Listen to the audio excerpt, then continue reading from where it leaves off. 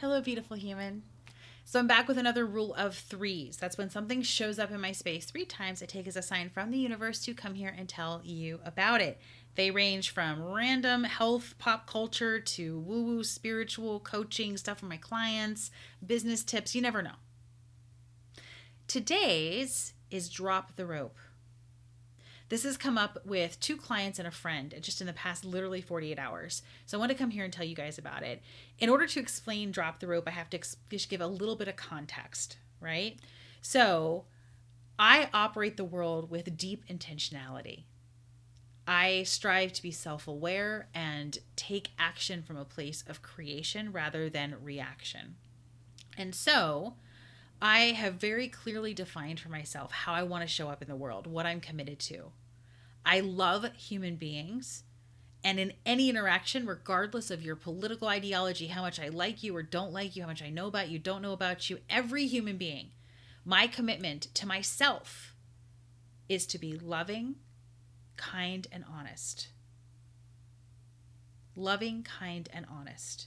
And if I can't be honest while also being loving and kind, it's not working, right? I want to be all three of those things to every human being I meet. Okay, with that in mind, my experience is that when we get into a tense situation or conversation with somebody where it just feels like we're going in circles or we're not getting anywhere or it's turning into a fight, most of the time, the root of the issue is that someone is trying to be right or dominate the conversation, or someone is trying to be heard. Trying to be right or trying to be heard. The only way for that to get resolved is for someone to give up. And here's where the drop the rope comes from. When I get into a tense conversation with someone, I'm very visual. So I picture a literal tug of war happening, right? I want it this way. No, I want it this way. No, I want it this way. We're in a tug of war. How do you end a tug of war? Someone has to drop the rope. So, as somebody who lives from a very intentional space, who has defined for myself who I want to be in the world, loving, kind, and honest, in that conversation, I'm not being any of those things. I cannot be in a tug of war where I'm trying to dominate someone or have myself be heard and also be holding space for loving, kind honesty. They can't exist in the same space. So once I realize that I'm not being true to who I want to be for that human being, I can then consciously choose drop the rope. I drop the rope. Now, that can look like me changing the conversation, right? Let's say I'm in a debate with someone about how something should be accomplished. I can just give up the fact that I need to be right. I can walk away from the conversation. I can take a break. I can change the subject. I can say, and I've done this before, I'm noticing that we're debating this and fighting about it. I don't want to do that. This doesn't feel good. Does it feel good for you? Would it be okay if we just stopped? Can we just change the subject? You'd be surprised how many times people are like, yes, let's do that. If it's with somebody I love, who knows me well especially, I can be straight up. I've also had situations, a really funny one happened recently with my partner. This is really silly, but I guarantee you can probably relate. We got into a fight, like a full-on debate, tense argument about how to load the freaking dishwasher. We were both trying to be right. I caught it, I dropped the rope, and the way that I did that was I not only gave up, like, I actually don't care how the dishwasher gets loaded.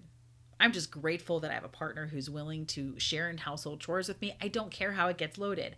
I grabbed a spatula, tapped them on the shoulder, and when they turned around, I was like, on guard! Let's have a sword fight with our spatulas. And it created some silliness in the space, because that's one of the things we're committed to having in our relationship is some silliness. So you can drop the rope in a lot of different ways. Here's why this has come up in my space a lot recently is I have a lot of people in my world who are turning 50, who are dealing with sick parents. And unfortunately, a lot of us deal with parents who have not allowed us to shift into healthy relationships with them. And there's a sense of, as my child, you owe me. There's a sense of guilt and obligation on how you care for your parent. And so boundaries have to be set. And it can be really challenging to drop the rope when you're in a conversation with a loved one, like a parent, about them taking care of their body. If you're in a conversation with, let's say, a parent about if you keep eating fried chicken, it will impact your heart health and you could die soon. It's really hard to drop the rope in that conversation, because dropping the rope means giving up that you have to be right about how they live. And when you give up having to be right about how they live, the foreseeable, predictable outcome is they may not live long. And that feels so heavy. So heavy. And we can't control how other people live.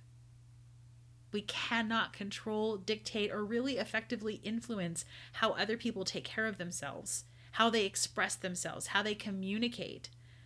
All we can do is control ourselves. All we can do is be responsible for our own existence and how we show up on the planet. Once we are surrounded by other people who are also doing that work, then we can start to have influential conversations about how we care for ourselves and play different games. But in most situations, we don't get to really influence that. So that means that sometimes dropping the rope involves making really difficult decisions. I come here and share these things with you guys because they're conversations I'm having repeatedly, and my sense is I'm an intuitive strategist, I'm clairsentient, and my sense is that if I'm having the conversations multiple times in my own world, putting them out there on the internet like this allows me to have the conversation even more times, and that there's a need for this in the universe, in the collective. And so that's why I'm here. I don't necessarily know where this is going, other than my sense is there's a lot of people who could use the metaphor and the visual of dropping the rope. Another way that this can be said is, what's mine to do? Especially in that difficult example of dealing with a sick loved one. What is yours to do? You cannot make them be healthier. You cannot make them follow doctor's instructions. You cannot make them go to the doctor. All you can do is show up and love them. You can bring them healthy meals, right? It may be yours to do to just love them and to stay out of their medical care. It may be yours to do to not enable them, to not take them unhealthy food, to not participate in activities you know the doctor doesn't want to do, which may mean that you don't participate in their life very often. What is yours to do? Drop the rope. I feel compelled to say that this is a heavy conversation, and this could be just a fun thing that shows up in a light relationship, an already healthy relationship, but this could also be bringing up a lot of heavy stuff in not so healthy relationships. If you do not currently work with a therapist and this conversation is feeling really relevant for you, I encourage you to go find a therapist, because I am not one. And I am a spiritual mentor. And if this attracts you, if you want more of this, I am open to conversations. I do sliding scale payment for almost everything I do. So money is very rarely a consideration. And so if you're feeling like more of these conversations might be useful to you, my website is below. I didn't start this video to be a sales pitch. That's not usually what these rule of threes are.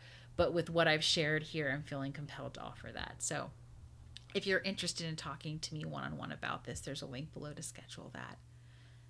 So yeah, drop the rope. What is mine to do?